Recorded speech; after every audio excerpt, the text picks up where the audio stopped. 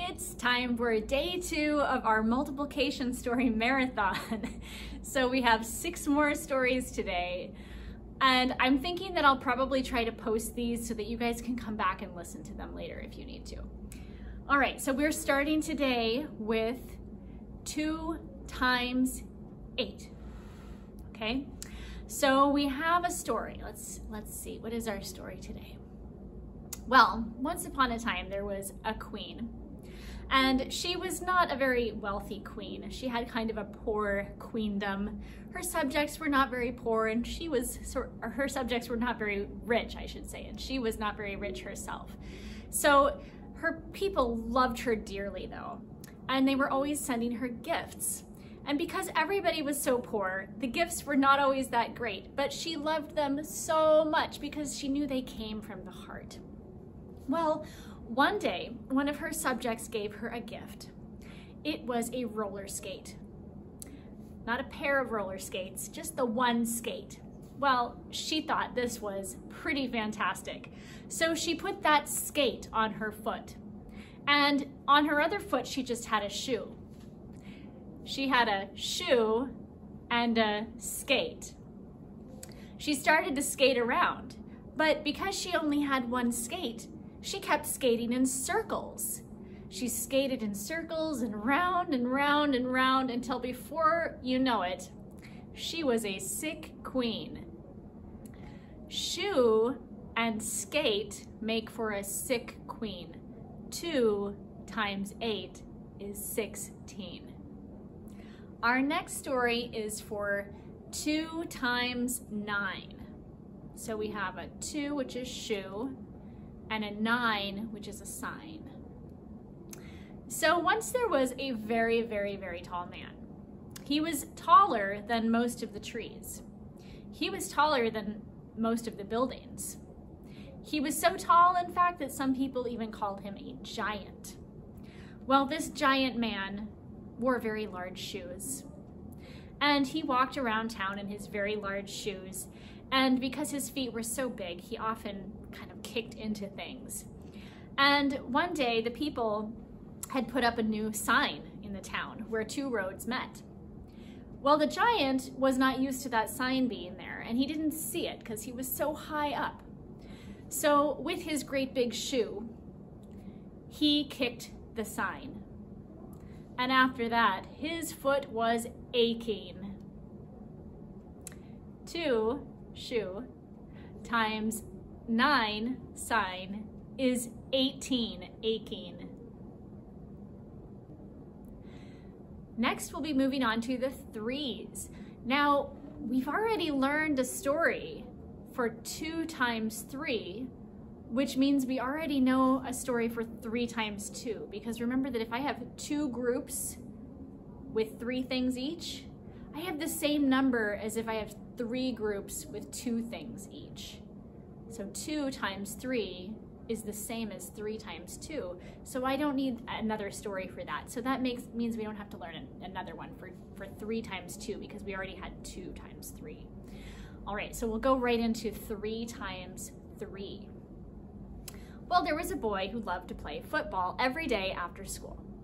One day, after a particularly rough game, he looked down and he saw on his shirt a huge grass stain.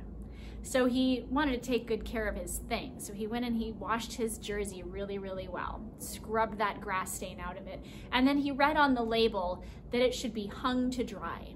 So he went outside and he saw that in his yard there were 2 trees. There was a tree and a tree. Between them, he hung a line and hung his jersey on the line. 3 times 3 is 9. It sounds like line.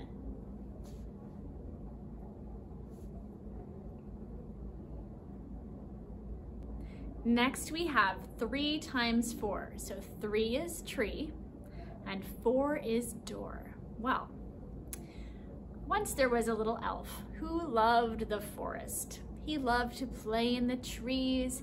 He loved to sleep under the stars. But winter was coming and he decided that he needed a shelter.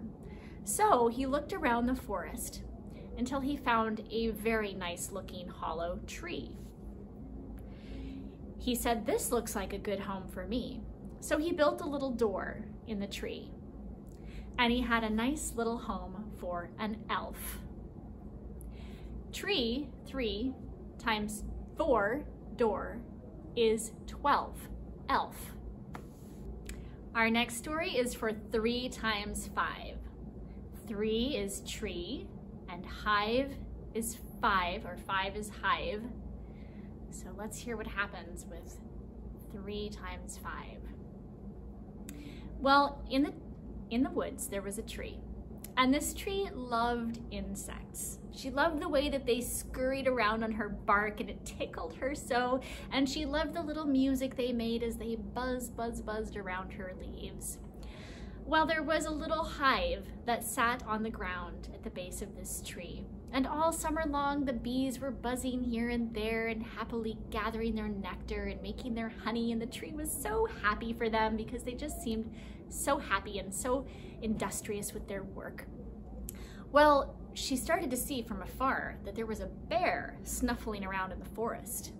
She was worried about her little hive full of bees. So the tree lifted the hive off of the ground. And when the tree was lifting the hive was safe. The tree, 3, saved the hive, 5, by lifting 15 it off the ground. 3 times 5 is 15. Our next story is 3 times 6. So we have 3 tree, 6 chicks. Once there was a very, very big storm in the middle of a farm, and it blew down a great big tree. Well, the tree was in the middle of everything. So some of the chicks, who were very strong, decided that they needed to move that tree. So they picked it up on their backs and they carried it to the woods. And that made their space bigger for them to play. With the tree, 3, carried by the chicks, 6, their backs were aching, 18. All right, there's our stories for today. Try to remember those, and remember, I'll try to post them so that you can hear them again if you need to.